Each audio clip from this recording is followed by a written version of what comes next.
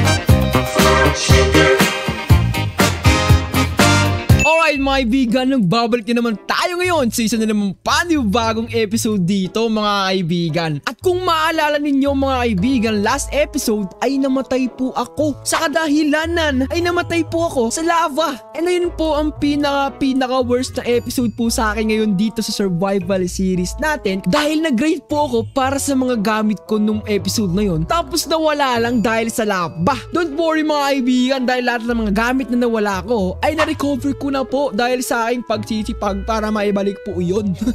And as you can see dito sa aking inventory mga kaibigan, meron na po tayo dito ulit na diamond pickaxe na merong unbreaking 3, efficiency 4 at fortune 3. And syempre kung makikita nyo rin dito mga kaibigan sa ibang mga tools natin, simple lang naman mga kaibigan yung mga enchantment ng mga yan, pero sa tingin ko goods na yan mga kaibigan. And oo nga pala mga kaibigan, off cam kumuha na rin pala ako ng napakadaming diamond dahil kakailanganin natin ito para sa ating diamond armor. So medyo di natin nagawa last episode yung objective natin dahil nga nawalan ako ng gana nung namatay ako sa lava. Pero ngayon, this is the time mga kaibigan para gumawa na po tayo ng diamond armor. So okay guys, gumawa na po tayo ng diamond armor, pero hindi ko alam kung itong 32 ng diamond na ito ay goods na ba para makagawa ng full set. Tignan natin. So gagawa tayo ng helmet, ng chest plate, ng leggings at ng diamond boots. Sobra pa pala yung mga diamonds na nakuha natin, and that is very nice. Itong mga armor natin na iron ay tatanggalin natin dahil papalitan na po natin yan ng diamond armor. And tingin ko mga kaibigan, safe na po tayo ngayon para maglakbay sa kung saan. Pero update nga pala mga kaibigan, kung makikita nyo nga pala doon sa timelapse, gumawa nga pala ako dito ng building para sa ating enchantment or enchanting table. Kasi ayoko naman na may nakakalat sa pwesto na yan mga kaibigan. So napakasimple lang naman yung design na ginawa ko dito mga kaibigan. Tapos kung papasok tayo dito, napakasimple lang po nung loob nito mga kaibigan. So wala pa naman ako masyadong design dito, kundi nilagyan ko lamang dito ng mga leaves. At oo nga pala mga kaibigan, meron pa pala tayong bagong update dito, no. Naglagay na rin pala ako dito ng mga wall sa kadahilanan. Di ko kasi trip mga kaibigan mag-terraform dito kasi di naman po talaga ako pro pagdating sa mga terraform. Kaya ang ginawa ko po, isilagyan ko na lang po dito ng mga wall para mas maganda tingnan. Ang bala ko na ngayon for today's video mga kaibigan ay pupunta po tayo ngayon sa Nether. Nandito po pala tayo ngayon sa aking cave para kumuha po tayo ng mga mga obsidian. Sa pagkakaalam ko, dito banda ay merong lava. Hindi ko alam. Kasi last time, nagmina ako dito eh. Sana may lava. Oy, may mga skeleton pa doon. Dito ba banda yun? Saan ba yung banda yung lava dito? So ito na mga kaibigan, nakita ko na po yung lava pool na nakita ko nung nakaraan. Pero bakit meron mga mobs dito? Nagagawa nyo dito? Hindi nyo na ako kayang patayin mga kaibigan. Ayan, diyan ka mamatay. And bago muna tayo kumuha ng obsidian, medyo tignan lang natin itong lugar na ito. Okay, sige. Thank you very much. Akin na yung diamond na yan, pero bakit isa lang? Ba't isa lang? Wala naman na tayong gagawin sa cave na ito kundi kumuha lamang tayo ng obsidian. So lalagyan ko lang naman ito mga kaibigan ng tubig. So 15 na obsidian nga pala yung kukunin natin mga kaibigan para hindi na tayo bababa ulit dito and para sure na tayo mga kaibigan. And para safe, lagyan ko rin dito ng mga tubig kasi baka may mga lava dyan. Ilalagay ko na siguro dito banda mga kaibigan yung ating nether portal. So ganito kalaki mga kaibigan yung ating magiging nether portal dito sa ating base. So ngayon naman mga kaibigan, didesign na naman natin itong nether portal natin. So ang gagawin ko dito mga kaibigan is medyo medieval po yung magiging itsura nito. So ang bala ko is maglalagay ako ng ganito sa bawat gilid. Tapos i-strip lang natin yan para mas maganda tingnan. Tapos siguro mga kaibigan, yung stairs ilalagay natin siya dito sa taas. Gagawin natin siyang upside down. Lagay tayo ng ganito, tapos ganito. Ayan. And then next mga kaibigan, kailangan pala natin dito ng trapdoors. Maglalagay tayo dito ng mga ganito. Ayan, okay. Tapos next mga kaibigan, lagay din tayo dito agad sa unahan. Lagayain lang natin mga kaibigan.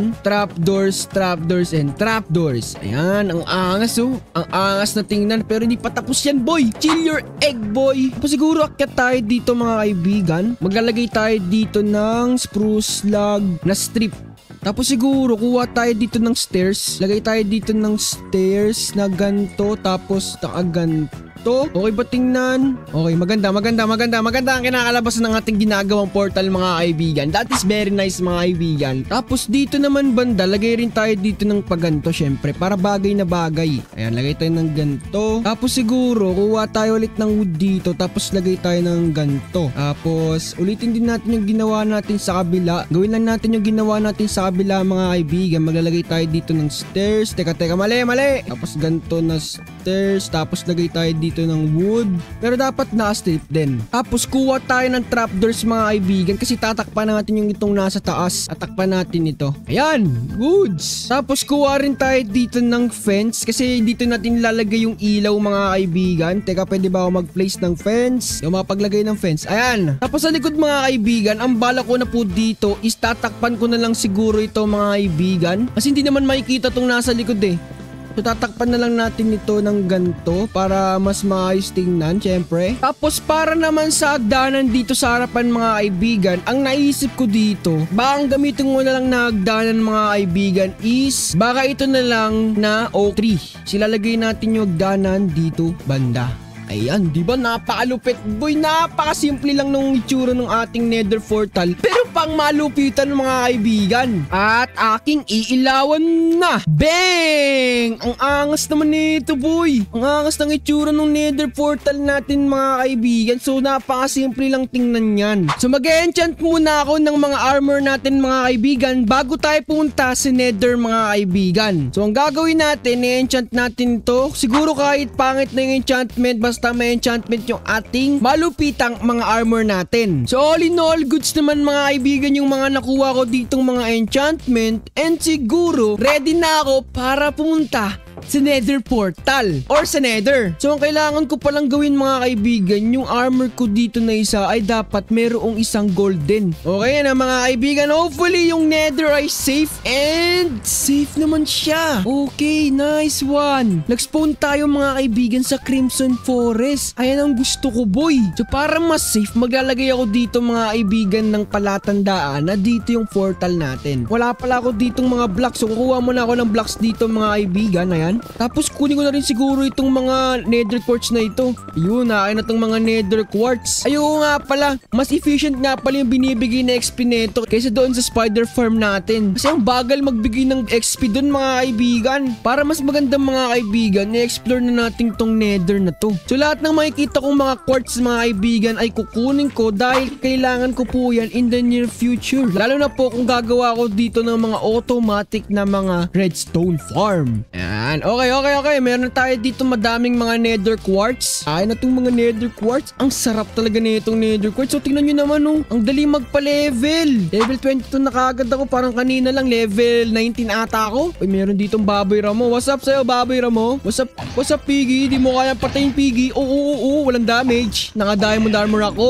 Akala mo Akala mo lang yun. Teka lang. Ano to? Ito ata yung Anong klaseng lugar to? Oh shish. May mga bone block dun mga kaibigan. Saan yung mga piglins dyan? Piglins. Oh my goodness. Grabe ang rare naman ito boy. May ganito pala. Ano nagkaroon ng manok dito sa nether? Tignan nyo guys oh. Wait na yan ang angas. Manok sa nether ang putik. Nasaan na po ang pigman? Gusto ko po sana makipag-trade. Trade po tayo sa gold. What's up baboy Ramo? Kumukulit. Wala kang damage sa akin boy. Ay ito. Nakakita na rin ako ng piglins. What's up mga piglins? Ito. Meron akong gold dito. Patrade. Ay, hindi siya yung tinitradean boy. Hindi siya yun. Kailangan ko nang makaka-trade. Please lang po. Ito. Nakita ko na siya. Tara dito boy. You need gold. Ito, here's the gold. Yan. Bigyan mo ako ng malupitang trade please. Gusto ko yung mapapakinabangan ko. Kagaya ng netherite. Yun. Gusto ko yun. Ano yung binigay mo? Soul speed na boots. Sige, bigyan mo ako yan. Sige lang. Ano pa gusto mo? Yan, magsawa ka. Uy! What? Spectral arrow. Ano tong spectral arrow na to? Anong klaseng spectral arrow? Yan, ngayon lang ako nakakita niya na. Ito, kunin nyo. Bilisan mo. Tradean mo ako na maganda. Ayusin mo yung pakikipag-trade mo ha. Ampasin ko kayong lahat dito. Promise lang. Uy, akala ko netherite. Nether brick pala. So hanggang dito na lang po siguro yung video na ito. So pasensya na guys kung wala masyadong naganap sa video na ito. Pero guys, sa susunod na episode, gagawa tayo ng napakadaming mga building na gusto nyo. Kaya mag-comment down below kayo dyan ng mga suggestion nyo. Yun na po mga kaibigan. Don't forget to like, comment, share, subscribe. At para maging isang solid na anyero, yun lamang po sa araw nito. Bye-bye!